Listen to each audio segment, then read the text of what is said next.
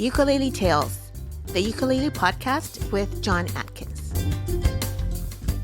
Hello, it's me, the ukulele teacher, aka John Atkins, and welcome back to Ukulele Tales. As ever, a big thank you to our sponsor, Carla Brand Music. Don't forget, for a 10% discount on anything on the Carla website, you can go to www.carlabrand.com/uteacher or just click directly on the link in the show notes. Okay, no time to waste today. This is a good one. Last September, I had the pleasure of chatting with the one and only Victoria Vox, and I had such a blast. She had just headlined at the Los Angeles Ukulele Festival, and earlier that afternoon, we'd both done some workshops.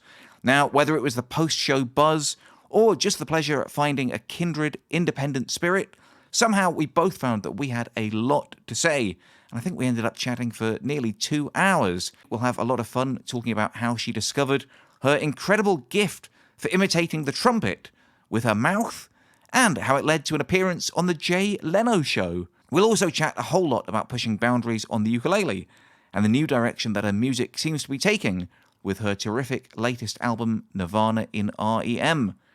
Victoria was so generous with her time, and it was an absolute pleasure to talk to her. So I won't take up any more of yours by blathering away now.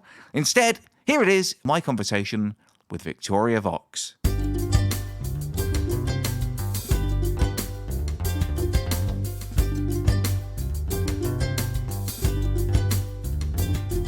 I don't know if you noticed, every single workshop today started the same way yours did, with like the host, including me, spending like about 10 minutes trying to get that weird Captain Scarlet headset on. The first workshop, I would say, went pretty smoothly as far as the headset was concerned, although I ended up with like a bunch of black stuff all over my face. After you said that, I had to go and check my face in the mirror. I was like, what's going on there? Yeah.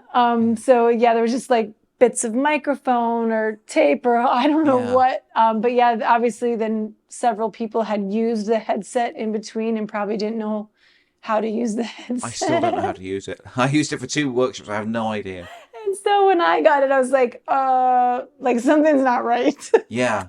Mine was just sort of like twisted in half or something. I don't know what was going on with them. But you actually said tonight in your set something about your post-COVID brain. Yeah. You forget a lot of stuff. Have you had COVID really badly or something? Or do you mean just post-COVID times? Or... No, since I've had COVID. So my husband and I had COVID in May. Okay. He gave it to me. Wow. And wait, that's like 5 months ago or so. Yeah. Like 5 or 6, and so there's this COVID fog. Mm-hmm. And it's like my first show back, granted, I hadn't been really able to practice a whole lot while I had COVID. Singing was tough. I was like just out of breath. Yeah. And just coughing, and it wasn't, it probably took about 3 weeks of performing after being out in the world again, where I was like, okay, I'm like settling into a little bit where I was before, vocally and breath-wise. But yeah, I was dropping lyrics left and right. Like forgetting them? Yeah. Wow. Okay. And I was showcasing at NAMM. Yeah. And it was my first show. Like basically it was 16 days after I tested positive. Yeah. And I would, and there's songs like, I produced the album. I've written all the songs. I've recorded them, how many vocal takes have I done, and making a comp or just singing the song and in the writing.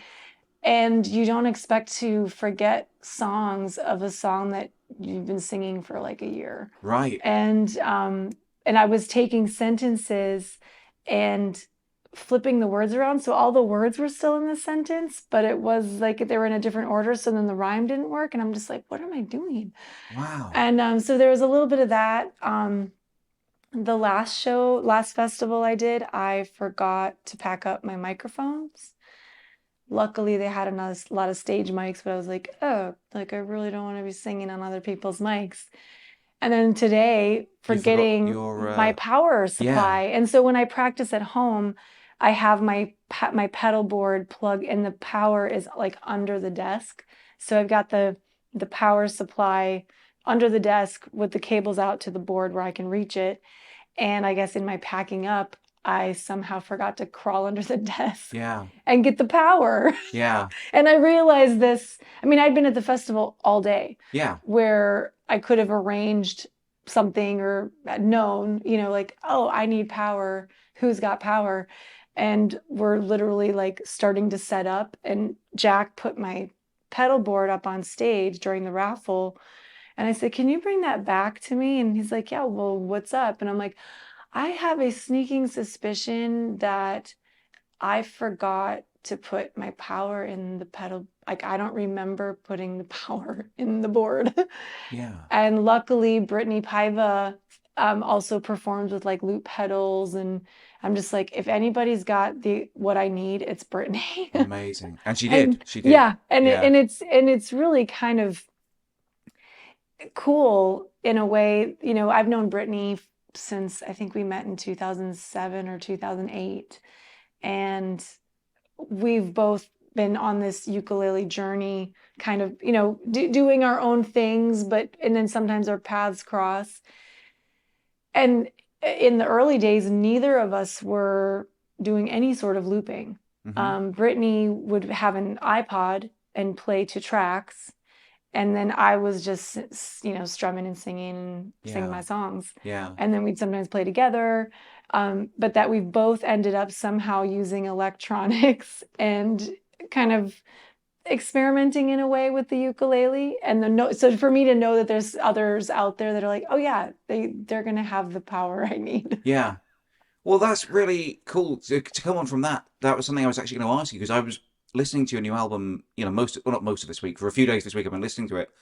And one of my first questions was going to be, do you not really play the ukulele anymore? Because it feels like there's no ukulele in it. You know? But then I've just seen you play most of it live, and I'm like, oh, right, it is a ukulele, but you're playing it with an octave to make it sound like a bass, or a ribbon in so it sounds like a banjo, or whatever. So there are ukes throughout, I'm guessing. But so there are 2 songs on the record that I did not play any ukulele. Checkerboard Flooring and Think Twice. Think Twice I actually wrote on the piano. And so I hired a pianist to play that song, and then we did like a little pad with Rhodes to kind of just give it a little bit of ambient vibe. And then as I was producing the record and then having it mixed, the mixing guy was like, he gave me 2 versions. He's like, here's Think Twice with the piano and the Rhodes, and then here's Think Twice without the piano. And we just felt that the version without the piano felt just more in the world of the album. But it is a song that I do play on the ukulele and could sing, perform it. And then Checkerboard Flooring, same thing. I can perform on the ukulele. And for that song, I actually tune the ukulele down an octave, 1 octave. And then basically there's kind of like a riff that's only using 3 of the strings, and it's just this pattern. Wait, when you say you don't tune it, sorry, do you tune it down an octave? Or I'm not saying you don't do this. I'm saying, do you tune it down, or are you using a pedal, like an octave pedal? I use a pedal, yeah. Okay, right, I was going to say, like, okay. The pedal has the capability to, I mean, it can do minor 7th, major, 6th, minor 6th octaves, perfect 4th. I mean, there's a lot of different intervals that you could change. And I think it would probably work really well for like a metalhead, of like electric guitar. So you're not hearing the acoustic instrument while you're playing it. So you can just be like and play the same thing and then engage the pedal, and then you're playing it up a minor 3rd. Right, yeah. You can change it again and go up a perfect, so you can kind of quickly change without necessarily changing your fingering. There was a song you played tonight, and I guess you had like a backing track with drums or something, right? And then all of a sudden there's a guitar solo, but I'm watching your husband and he's not playing the solo. I was playing the solo. And then I suddenly realized, like, nearly the end of the solo, I was like, oh, right, you're playing it. So you must have had like some sort of distortion pedal for that, or some sort of... No, so that was also the octave pedal. That was the octave pedal as well? So okay? I feel like it sounds a little super trampy, and I like it. Right, yeah, I suppose, yeah. So when did you start experimenting with all this stuff? Because I feel like maybe 5-10 years ago, when you were on the scene, it was just kind of you and a ukulele, or you and a uke and but not all this effects, the pedals and stuff. Right? I toured with a cellist for 6 years. Yeah. And then I've Aaron Keim from Beansprout Okay. Ukuleles, Banjo-Lales. He used to be in a band called the Boulder Acoustic Society, and we'd done shows together. They backed me up on an album in 2010. And then it was in 2011, I did a YouTube project where I basically wanted to get out of my head for a year, and I challenged myself to learn and memorize a new song every week. Okay. And so it was the 52 covers song project. I bought a loop pedal during that year because there were, I think it was for a Britney Spears song that was written by Kesha or something, Yeah. like Dance Till the World Ends, or I don't know what it was called. idea. And there was like this backing thing, and I'm just like, oh, it'd be cool if I could like loop the mouth trumpet, and so basically I used it for that.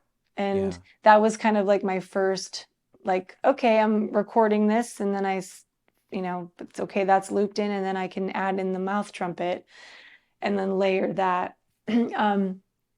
And then I learned a song by Cake, Never There, Oh, I love with that the song. cool I love riff. Cake, actually. So I Yeah. would like do the riff and then do the chords and then do the mouth trumpet. Yeah. And it was a really cool cover. Is that up on YouTube? Yeah. I'll have to I find mean, it's that. from like Yeah. over a decade ago Right, now, right. but it was a really cool project. I didn't want to just record myself singing a song and be obviously checking the lyrics. Yeah. And you can see, I notice that when I see people performing a song, and sometimes I think like, had you just practiced it for 2 more days Yeah. and waited, you would have had it memorized, and probably it would be that much better.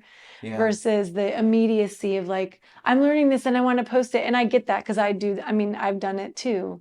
I have to confess, I'm very, very guilty of that. Yeah, it's okay. But I don't have the time. Yeah, I, like, no, you know, and so with that project, I forced myself to be like, okay, what song am I learning this week? And there were times I thought I was ready, and I'm like, set up the video camera, like, okay, I'm gonna play Blackbird. Oh, it's just like, oh man, I messed up. Stop the recording. Okay, take 2. And every time I'd have to do my intro of like, hi, it's Victoria Vox. Welcome to the 52 Cover Song Project, where I'm learning and memorizing 1 song a week for the year, and this was week, blah, blah, So I'd have to say the new intro every time because I wanted to show that it was like not edited. legit. Yeah, live. Yeah, yeah. And I think it was like after 8 tries, and I just had to I shut my computer, and I was like, I am not ready. I need to shed this song a million more times, and then maybe tomorrow I'll be ready. Yeah. Or the next day. And so it was humbling in a way too, of like, do I know it? Do I have it? There were a couple songs that I did with a live audience, and I was always, it's nerve-wracking, learning a song for, and it could be anything. Yeah. There was only one, and it pushed me as a ukulele player, and in that I was trying to find, I didn't want to just be strumming and singing the chord, playing and strumming the chords and, just figuring out a groove maybe. Yeah. I wanted to learn the keen riff, ding, ding, ding, ding, and play, and figure out how I can get those notes while playing the chords. So it helped me like expand my playing a lot. Yeah.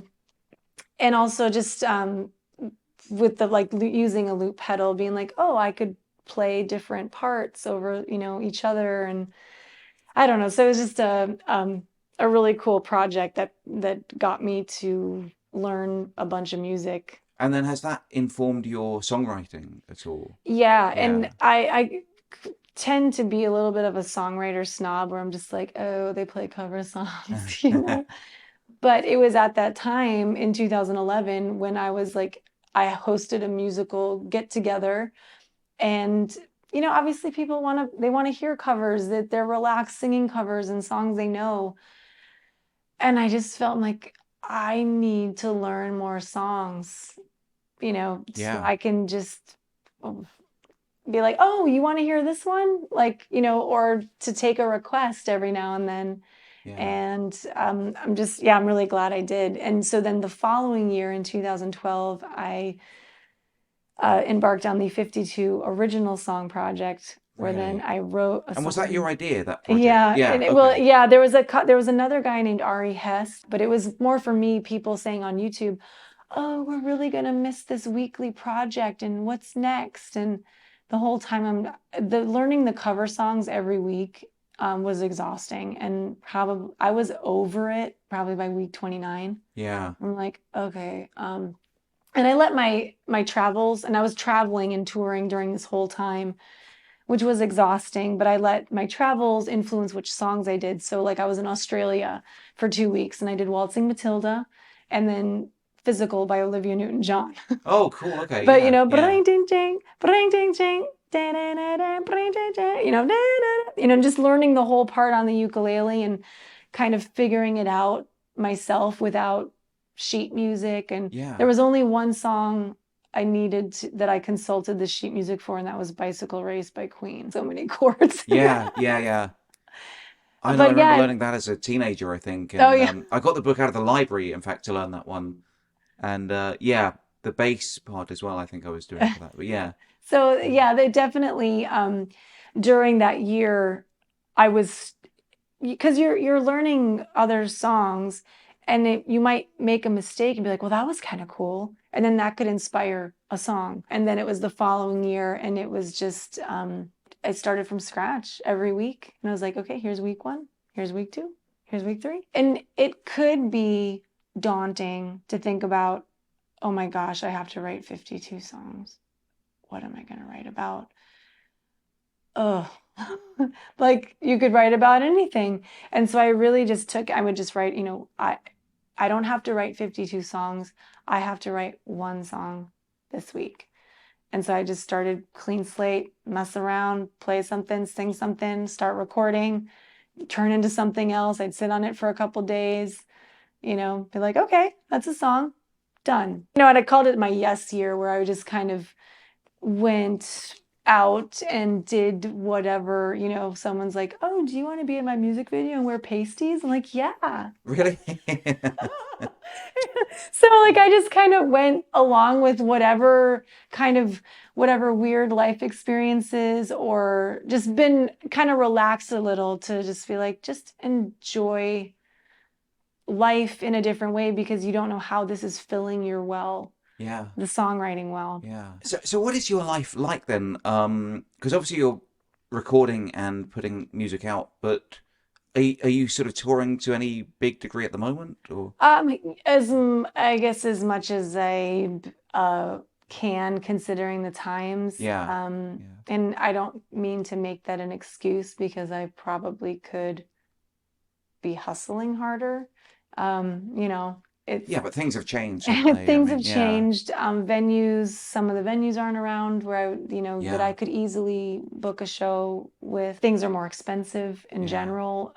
So it definitely makes me think twice when I'm like, okay, I'm going out on the road for 2 weeks, and I know people in these cities, but then I have to get the hotels here. There's gas, there's food. It can, I guess doing my taxes during the pandemic, from 2019 taxes, and spending like $13,000 on travel and food, and and then in 2020 I went to one festival in February and I spent $400 on my plane ticket. Yeah. And then that was it. So I made a lot of less money, if that's a sentence. You made less I money. made less money, but then I was spending less money. Yeah. And so it was, I don't know, it was okay. But I guess what I'm interested in though is, so what would you, if someone says to you, what's your job? Like, how do you kind of support yourself? Is it as a songwriter, as a recording artist, as a touring musician? Yeah, I guess as an entertainer, Okay. performing songwriter, in that I don't, or haven't yet, written songs for other people. Yeah. If a pop star wanted to cover one of my songs, that would be pretty rad. So I'm not necessarily writing specifically for other artists.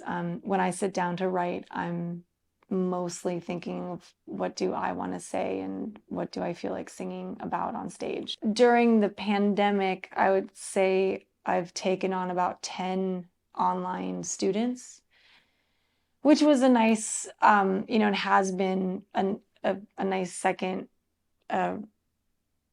income stream. And had you done any teaching before then? Not really. No, not really, not to that extent. Probably a little bit, probably since moving to California. I used to live in Baltimore on the East Coast, and I would say the ukulele scene isn't as popular as it is on the West Coast. In Cali, yeah, right. Okay. And I think part of it, it's the beach. We're by the beach. It's palm trees. It feels like Hawaii. It's also closer to Hawaii. Yeah. So there's more people that are interested. And Jason Mraz, was in San Diego, and with the song I'm Yours. And so it makes sense that people are kind of more interested in, like, I want to learn how to play the ukulele or learn with their family, or we're going to Hawaii. And then also Island Bazaar is a ukulele store in Huntington Beach. I think, have you been there? I don't know that I have, actually. Yeah, I'm and not it's sure. Kind of like the hub of ukulele shop in Southern California. Yeah. It was a store that I had been performing at since 2008 when I was sponsored by Koaloha.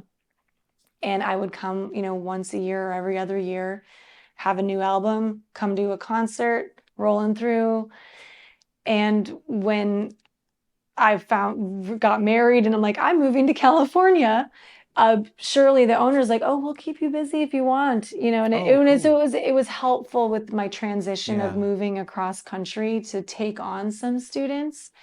So, and then having a degree from the Berklee College of Music, I can transcribe music for students if they want. I can, listen to something and figure it out, or write it down in a less ultimate guitar way. Yeah. Okay. Well, one thing that's... I'm like, can we get some measure breaks, please?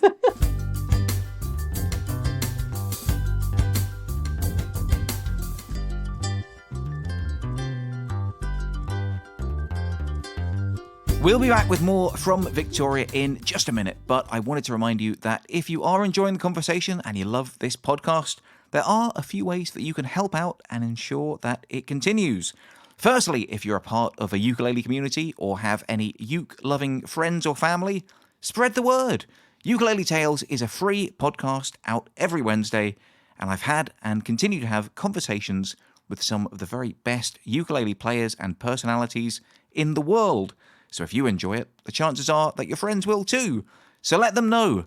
And as well as this great conversation with Victoria, I've also spoken with James Hill, Jake Shimabukuro, Bernadette Teaches Music, and even Bagiti Kumalo, who was Paul Simon's bass player on the Graceland album. That was a personal highlight for me, I have to admit. And so far, every single one of these conversations has been in person and face-to-face.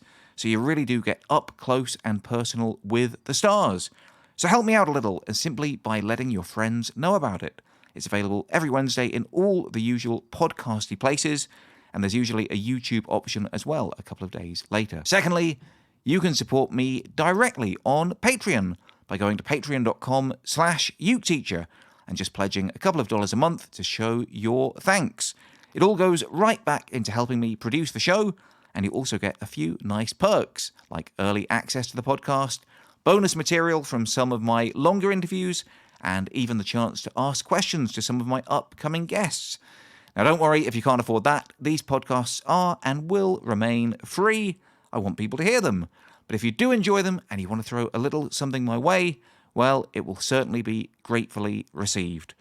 And also, don't forget, my inbox is always open, and I love hearing from you. So if you've enjoyed what you've heard and you want to send me a message or have a bit of a chat, then drop me an email to uketeacher@grabyouruke.com. And I promise you, I do get back to and reply to every single one. Eventually. Anyway, I've blathered on for long enough now, and there's lots more to get to with Victoria. So let's head back there right now as we find out when and how she actually got her start on the ukulele.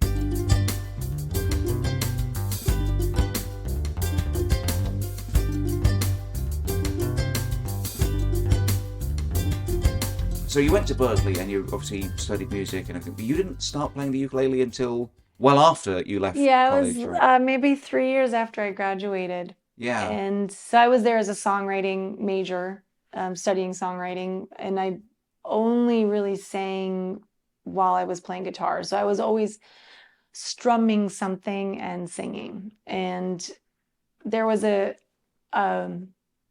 guy that was from my hometown area near Green Bay, Wisconsin. I think he was from De Pere. His name's Bob Perrins, fabulous musician, guitar player. I think he plays lap steel, pedal Okay. steel. Yeah. Incredible. But he would walk around campus with a little ukulele because he was really like the Beatles, and but he would write these really perverted little songs, little Yeah. ditties with the ukulele. And it was always this kind of like silly thing, kind of weird, perverted. Bob walking around with his ukulele. And I was coming back from Boston to record an album in Green Bay, and I brought my band, and Bob heard, he's like, "Oh, you guys are driving back. Can I catch a ride?" So Bob comes in the U-Haul truck with us. He brings his ukulele, and we were at a gas station somewhere, and he's like, "You want to try it?" And I was like, "Okay." And I took the ukulele, and he's like, "It's just like a four strings with a guitar." And I had dabbled in bass, so I figured, oh, it's like the bass, but then it was like nothing was making sense. Like G chord, how do I play a G? Or C chord. And I at the time I didn't quite understand it. So I gave it back and had a thought when I gave it back to him. I thought, wouldn't it be cool if like a songwriter just used this instrument as like a regular instrument, like not comedy, not for fun, just like real songs, and played serious singer-songwriter songs on a ukulele. Yeah. And I forgot that I thought about that. And then fast forward 3 years later, I heard the Somewhere Over the Rainbow, was inspired. I learned it on guitar, and then somebody heard me in my hometown do it, and he turns out he had a ukulele collection, and he's like, "You need to do that on a ukulele." And I'm like, "Tried that, didn't work." And I'm like, "I'm not gonna buy one." I'm like, "It's one more thing to carry." And he's like, "Well, fine, I'll give you one of mine." Okay. And I went to his house, and he had 29 vintage ukuleles hanging on a wall. Oh yeah. It was beautiful. Yeah. And he just took one, and it had his toothpick for a saddle and said Duke Hanamoku on it, a little soprano. And he's like, "This one's yours." And I immediately bought a Jim Beloff beginner ukulele book. I learned enough chords. I stole some chords from like the Star Spangled Banner and a couple other tunes, and wrote a song on the ukulele before even learning anything. I hadn't even learned Over the Rainbow yet. It was like, I wrote a song. Yeah. And people just loved it. And it was like a jazz tinged, kind of 20s vibe, fun song. And I don't know, people loved it, and they've just at the shows, they're like, "Play the ukulele again." And I just kind of kept doing it. Something you said, I was going to say a couple of minutes ago, I feel like it's about 30 minutes ago now, was about your singing. You said you were only singing when you were like strumming a guitar or singing when you were strumming ukulele, but your voice is your calling card, I would say. I mean, it's like an incredible, well, thank you. like really like unique and special voice. Have you not had training for that, or? Well, I did it. So at Berkeley, I was a vocal principal. Okay. So I did have to take 2 semesters of private instruction. Just voice. Just voice. Okay. And so I would show up, and I would, I think it was my first 3 years, I was with like a pop rock instructor. And we would sing Tina Turner and Cyndi Lauper and Madonna and all the things that I wanted to sing. And then my last semester, I thought, I should probably push myself a little bit.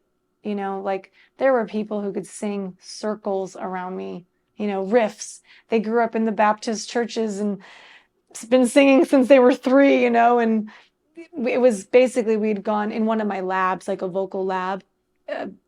This R&B instructor had all the students stand in a circle. There were maybe 10 of us. And she's like, "We're going to each sing Amazing Grace." And one by one, we went around the room and sang Amazing Grace. And the guy to my right was like, my turn next. And he was, like Amazing grace, how sweet, and he was like riffing it out, and I was like jaw to the floor. I had never heard Amazing Grace like that, and then it came to me, and I'm like, Amazing Grace, how, like straight, as straight could possibly be. And I realized, like, okay, I need to push myself and maybe step out of my comfort zone a little bit. So I took a class with this R&B, a set semester with this R&B gospel singer. And we sang, I think I sang with her the first day. And then she's like, what do you normally sing? And I'm like, I write songs. And she's like, I want you to bring in your guitar next week. And I want you to sing one of your songs. And I sang my heart out, one of my horrible songs from back in the day. And she just sat at her desk, and I finished, and she looked at me. She's like, I don't know what you want me to do for you. She's like, we can run through scales and improv and warm-ups or whatever. But she's like, you have your voice. And yes, there are people here that can sing circles around you, and they can emulate anybody. But what they don't have is their own sound. Yeah.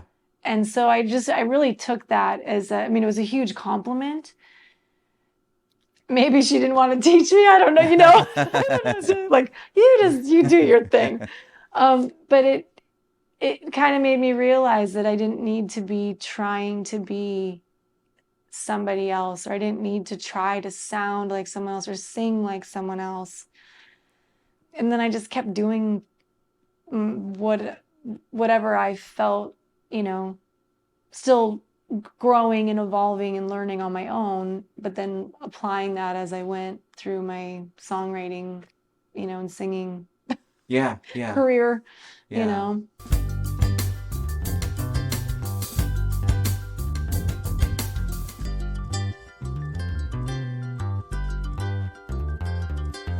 would be remiss if I didn't ask you about your mouth trumpet. I think that's how I first heard of you back in, I guess I want to say like 2014, 15 or something. Did you come to England around that time? I think so, yeah. Okay, I didn't see you, but I knew people who did see you. I was at the one and only Grand Southern Ukulele Festival. Oh, I didn't even hear about that, I don't think. It was a one-time deal. Yeah. Also, during that time, I was contacted by the Wall Street Journal. Oh. And imagine waking up to an email that's like, Dear Ms. Vox, we're doing a piece on the unlikely return of the lost art of the mouth trumpet, and we understand you are one of the best. May we interview you? Wow, okay, yeah. And at first, I was like, is this a joke? Yeah. Like the Wall Street Journal. And apparently they do like a culture piece, front cover, bottom half, front page, bottom half. And they did an article and a really cool little video about the history of the mouth trumpet. And when I started mouth trumpeting, it was in June 2005. And it was, as I mentioned earlier, about driving and playing ukulele at the same time, writing songs. I was writing a little ditty, and it was in my early days of writing on the ukulele. And the songs, it was new to me as an instrument. My strum patterns were kind of limited. So they all kind of had this 20s-esque vibe. And the first song I wrote had a vocal solo, and I Cyndi Lauper scattered it out. But then thought, as I was writing another jazzy song with a room for a solo, thinking like, I can't do that for every song. Like, I will drive everyone crazy, including myself. So I'm driving on an 8-hour drive to Indianapolis from Baltimore, and thinking like, what sound could I make with my mouth that might emulate another instrument? And I'm thinking like, I'm just like guitar, clarinet. I'm like, I don't know. And I'm just, and I'm thinking, this is the conversation in my head out loud. Well, you should just try something. No, that'll sound stupid. Well, just try something. Nobody can hear you. Oh, I'm going to look dumb. No, this is a bad idea. You don't even know what you're going to, you don't even know what you're doing, or, in this conversation, the critic in my head was just like, that is a dumb idea. And I really had to, like, I think I said out loud to myself, nobody can hear you. You are in the car alone. Do it. And I didn't know what I was going to do, but I just took a deep breath and it's like, and I was like, well, how about that? How about that? Yeah. And then I continued to mouth trumpet and I thought like, and I just went for it and I turned on the radio and I'm like, can I like mouth trumpet along? How low can I go? How high can I go? Got to the gig in Indianapolis, had completely overused my vocal cords to the point where I could not sing. Oh, wow. And so I was luckily it was a songwriter in the round event. So there were 2 other writers and you just keep going around in a circle. So every third song would come back to me and I probably started out something kind of lower, a little easier. And then it's like, it got to, and then I think it was like the 4th song round. And I went to sing the note and it just was not there. And then I'm like, okay, this is going to be a spoken word piece. And so I just talked the lyrics. And then I said, I'm really sorry, but I don't have a voice right now. I've been mouth trumpeting in the car for 8 hours. And then it was like my voice came back a week later. And during that time, I had to think about what I was going to do with this weird talent I discovered. And thought like, oh God, am I going to look stupid? Or like, is this bad idea? This could ruin your career. Not that I had one at the time. And I just thought, I think of like trumpet players. I'm like, Dizzy Gillespie, do you think he cares that his cheeks get really big when he plays? Or like any guitar player on the planet, like guitar faces? Yeah. I really shouldn't be concerned about what I look like when I'm making music, if the point is to make music. And so I decided, okay, I am going to continue to mouth trumpet. And it took me, I would say like 2.5, 3 years to get good enough to the point where people were just like, wow. Obviously it's a trumpet. You have to retongue every note. You don't have a slide. Right. Okay. So trombone. So Yeah. you gotta go through those valves. Yeah. Have you ever played the actual trumpet? I did. You did. Yeah. Okay. So that also I think helped as far as knowing the mechanics of a trumpet. But it was ultimately just really listening and even just like learning the intro to But Not For Me of.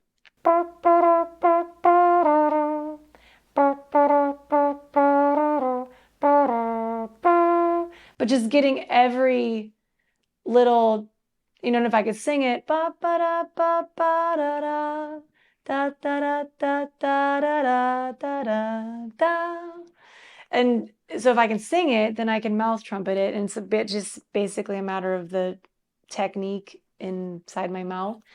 So I just kept at it, and like the Jay Leno show found me and I went on national television. You were on Leno doing that? You're kidding? Yeah, they sorry, I'm talking your ear off. Funny story, it was at the Dallas Ukulele Festival in like 2009, early 2009. And there is a gentleman there who comes to a lot of ukulele festivals, older gentleman, Joseph. Love you, Joseph, if you hear this. And he was just tickled by the mouth trumpet. And he's like, oh, he's got a Southern accent, which I'm not going to do. He's like, oh, I love your mouth trumpet. Can I film you doing your mouth trumpet? And I just met this, older man. And I'm just thinking like, okay, but as long as it's just for your person, like you're not going to post it anywhere and it's just for you. Fast forward like 6 months, the Jay Leno show is calling me to do an odd talent on national television. Yeah. And I said, I'm just curious, where did you see how did you know that I did mouth trumpet? And they're like, oh, there was a video on YouTube. So it turns out he bought a new computer at the Mac store. They're like, oh, Joseph, come in and get a tutorial on how to use iMovie. and did it. Okay. Oh, and Joseph, do you have a video that we could edit in iMovie? Oh, I've got this great video of Victoria Vox playing mouth trumpet. And then they're like, oh, Joseph, and we can show you how to upload it to YouTube. Right. Okay. And he's like, okay, and he wasn't thinking, Yeah. of Yeah. like, he didn't go out to upload this video on purpose. It just kind of like happened through his class at the Mac store. Like an over-eager sales assistant. Yeah. Kind of, yeah. And, he was excited they vetted the video and, he's like, he probably didn't know he might have known what YouTube was, but so I just thought it was really cute and funny. Yeah. I was like, thank you, Joseph. And then the Wall Street Journal article came out in 2015. That was just another, like, people were noticing of like, hey, this is the kind of awkward talent that somebody is doing well. And it's really it's really cool that there's all these sounds that we can make with our voices. I was embraced by the beatboxing community in Baltimore. Oh, really? Okay. Which was really awesome. And it was one of the beatboxers was kind of like hounding me down at my shows of just like wanting to know how I did it. Right, because they do all these noises, don't they? Yeah. And, and basically I chalked it up to, okay, you are compromising everything in your mouth to make an actual really good horn sound because you are doing bass, kick drum, snare, and, they're doing a lot inside of their mouth. So, of course, the horn isn't going to... They're not focused on the horn in the same way. But he would, Shotoke would put together these embody vocal events where it's complete improv. And he was just like, and there was one show that there were 6 mouth trumpet players. And we all got up on stage together, not having a clue what we were going to do. And it was really fun and weird and, cool.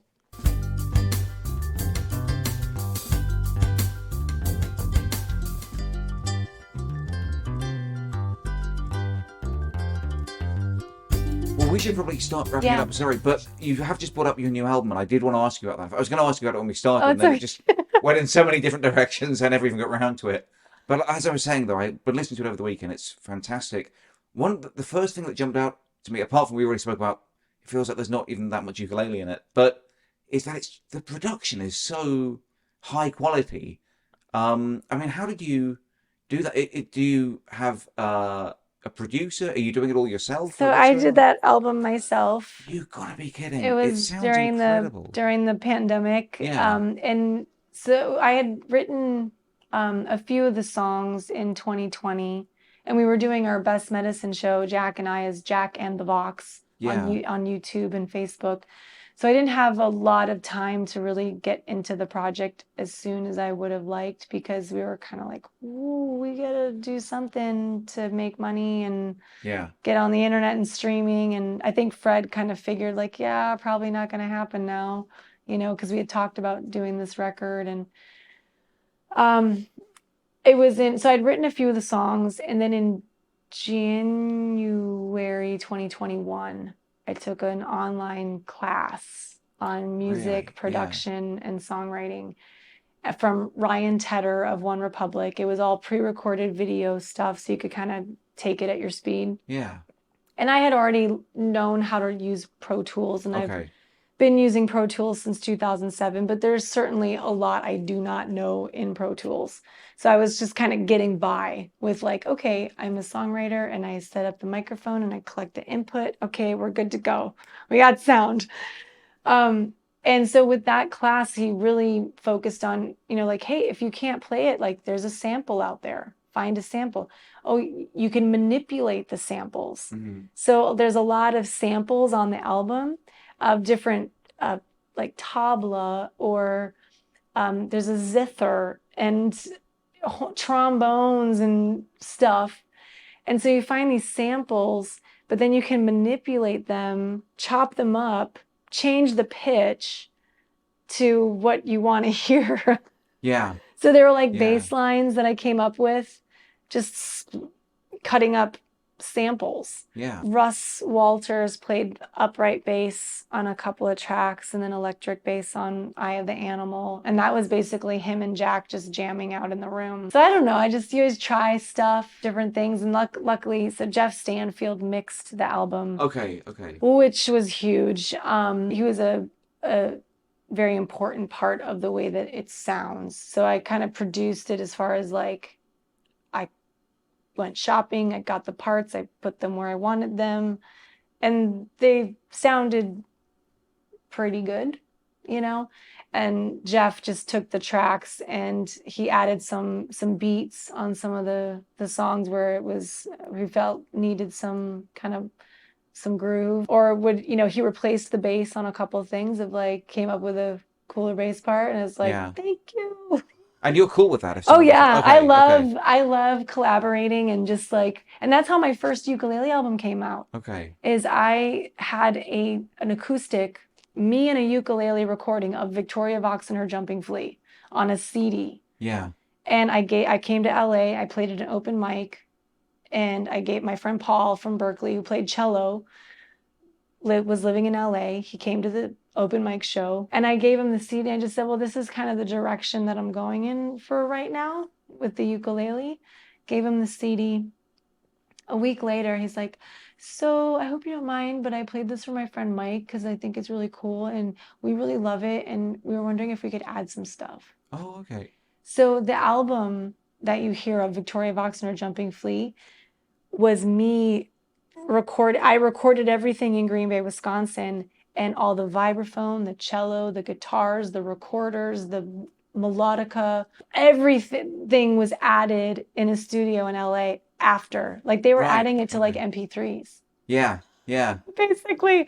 And it was just they sent me Psycho Killer with cello, and I was like, yes, this is so cool. Yeah. Just there are musicians that can really play their instruments really well, and I would rather hire them, and I might still have something I hear in my head and be like, oh, can you do this? But I love playing with other people. Well, it sounds really contemporary and really fresh, and I guess like I said, it sort of barely sounds like a ukulele album at all, which I think, and I mean that in a great way, a good way. And I was, to be honest, I was a little nervous that Ukulele Magazine would even be interested in, much less a cover story on it, because the ukulele isn't really recognizable in the sound of a ukulele. You just don't know what people are how they're gonna hear it and how they're gonna review it and be like, this isn't a ukulele album. Yeah. And Blair, the editor, sent me a few questions, and I really took my time in responding in probably a few days, and sent him pages. Right. And as I'm happy to share, and I'm always probably overshare, talking your ear off. And he wrote back and he said, this is fantastic. And because I had the chance to explain how I'm using the ukulele and what I'm using it for. And so it is still very much a part of the project and the writing process and some of the recording, and sticking a ribbon around the strings on my uke to get a pizzicato harp sound. Yeah. And that was just me. I was creating a vibe. I hadn't written the song yet, and it was just ding, ding, ding, ding, ding, ding, ding, because it went with the bass part that I'd created. Yeah. Taking some of the ukulele, it could just be a C minor chord instead of just strumming it. I took the strum, just the beat one, letting it ring, and I would take the audio file and put it in reverse. Yeah. So it was kind of these weird. So that's all over Eye of the Animal. The fact that I play a low G ukulele and that there's sometimes guitar in the mix, so it can also get lost that way unless you really mix it heavy uke. And I think that's one thing I liked about Jeff's mixing is he's not looking at making a ukulele album. He just wants to make a good album. Yeah, so it was just fun kind of messing around and finding some different sounds and not just being as strummy of what can I play on this song, and maybe it's just a little digga-digga-da, maybe that's it. Yeah. Because that's all it's all it needed, and anything more would have been too much. But like Quest for Love, I wrote that song on the U bass. So I played U bass on the recording. I guess there's a third song without any ukulele, but it was a U bass. Can you just explain the title for me of the new album? Oh, sure. Where it came from? Sure. Nirvana in R.E.M. Yeah. So it has nothing to do with Nirvana, grunge band, or R.E.M. bands. So all of the songs are either paired or inspired by the artwork of Fred Stonehouse, which is on the cover. Yeah, right? Yeah. Yeah. So that's one of the 20 artworks in the book. And Fred's made all these paintings, and a lot of his paintings are kind of the ideas for his paintings come to him in dreams. The way that he explains it, it's like if I had a dream last night and I'd be like, John, I had this dream last night and you were there and you were a strawberry and we were floating on a boat by a waterfall, and then on the shore were a bunch of half rabbits. And in the dream, it makes complete sense. But then you wake up and you're like, half rabbits on the shore and John was a strawberry? Yeah. You know? And so he really just but he just paints whatever he sees in his dreams. Yeah. And so that's the REM, the rapid eye movement.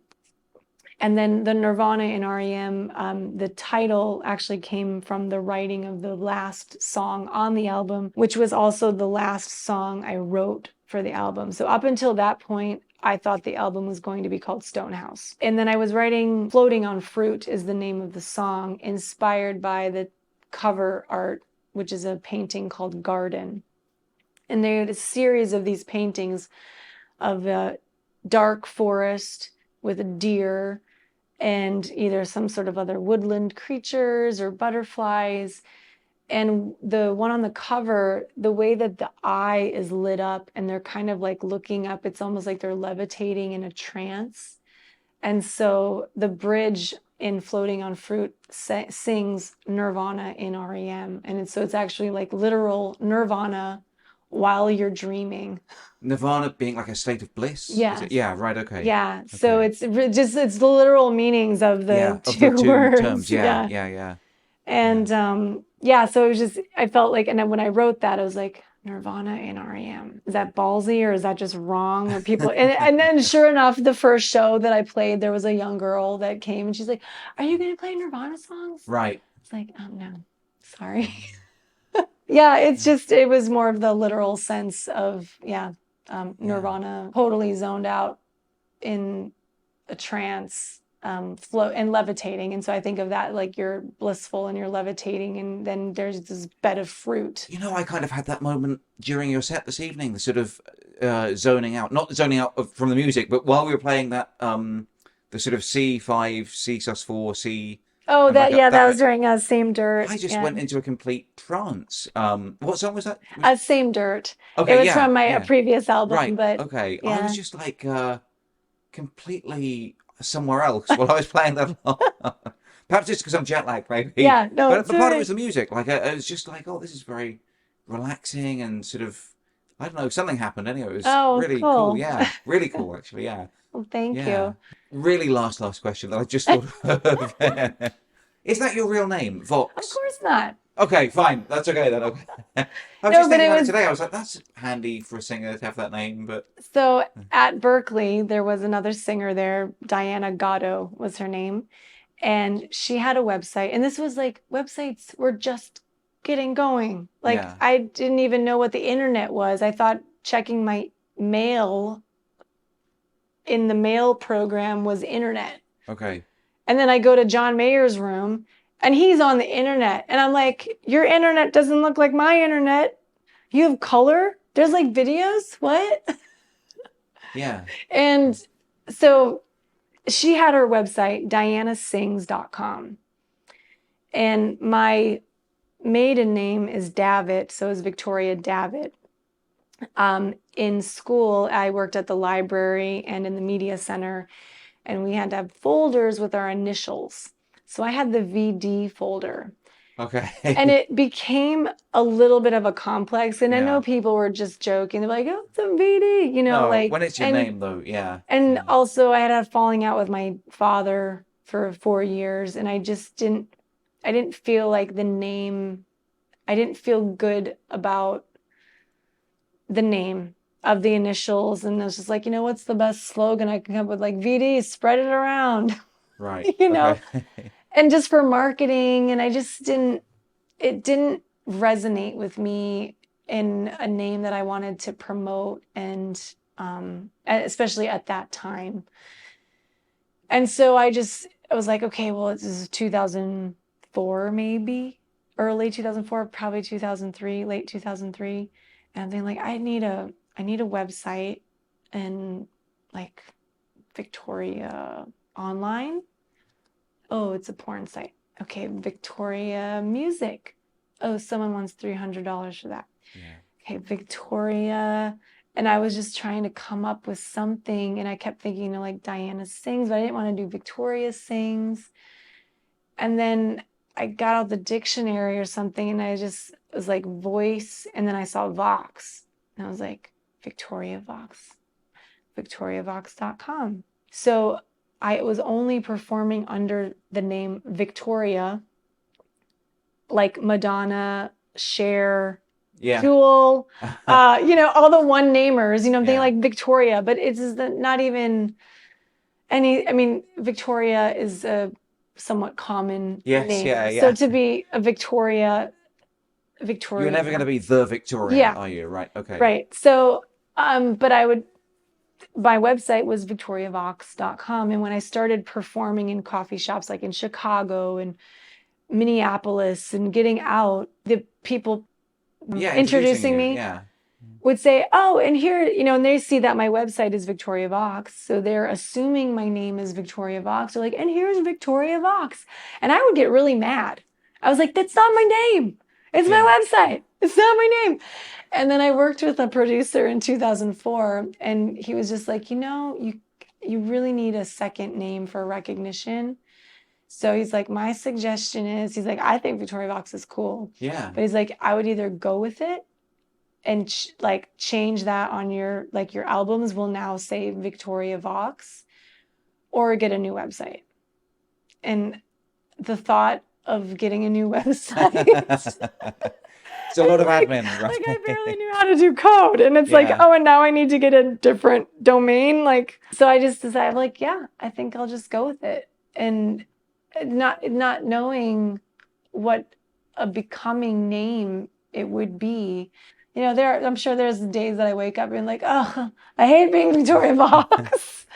And, you know, thinking of like, should I change, you know, as my music evolves? And I guess when I started playing ukulele, I did have this moment of like, because I thought for a minute I was going to be Ukulele Vic. Oh, wow. Okay. Thank goodness I did not go that way, because I was like, I'm Victoria Vox, the singer-songwriter. I'm serious, you know, playing my guitar. And then Ukulele Vic comes out for 3 songs and plays the ukulele. And so I just kept with Victoria Vox. Oh, I'm so glad I asked that question.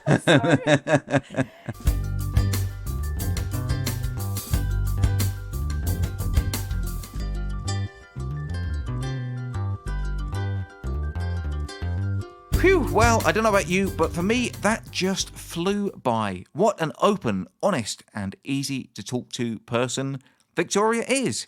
I can't thank her enough for being so generous with her time, and I really hope we'll have a chance to catch up in person again somewhere down the line. I don't know when or where that will be, but I'm sure our paths will cross again somewhere or other. Talking of crossing paths, I'm heading out to NAMM very soon, and I was wondering if any of you guys might be there. If you are, let me know, as I'd love to say hi. It's always a thrill meeting listeners out in the wild, as it were. So if you want to meet up, or even if you just spot me across a crowded convention centre floor while you're over there, please come and say hello. Well, that's about it from me today. Oh, except to remind you all to check out Victoria's new album, Nirvana In R.E.M. I have had it on repeat for most of this week, and it really is an absolute treat. I'm sure you'll love it. Apart from that, I've been John Atkins, and until next time, I love you all, and I wish you the best.